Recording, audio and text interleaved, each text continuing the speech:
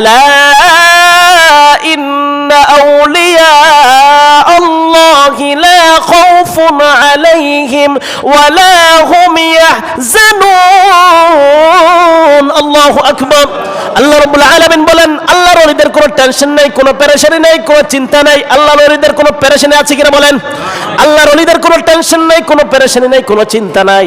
আল্লাহ রাব্বুল আলামিন বলেছেন, যারা এই রমজান মাসে রোজা রাখবে তারা খোদা বের হয়ে যাবে, আল্লাহ ওয়ালা হয়ে যাবে। সুবহানাল্লাহ পড়ি।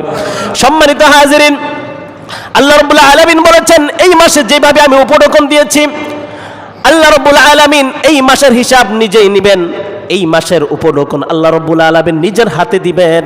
তারপরে বান্দা দেখা যায় কোনো এমপি, মন্ত্রী, ম্যাজিস্ট্রেট যদি কোনো ভাতা দেয়, কোনো টাকা পয়সা দেয়, দেখা যায় পরনের কাপড় থাকে না, কাপড় ফালাইয়া দৌড় পারে। কথা বলেন ঠিক কিনা মুসলমান? কাপড় ফালাইয়া দৌড় পারে। কিন্তু আল্লাহ রাব্বুল আলামিন এমন সুসংবাদ দিয়েছেন, এমন উপঢৌকন দিয়েছেন, যেটা আল্লাহ রাব্বুল আলামিন ওয়াদা করেছেন, রমজান মাসের হাদিয়া আমি নিজেই দেব। আল্লাহু আকবার।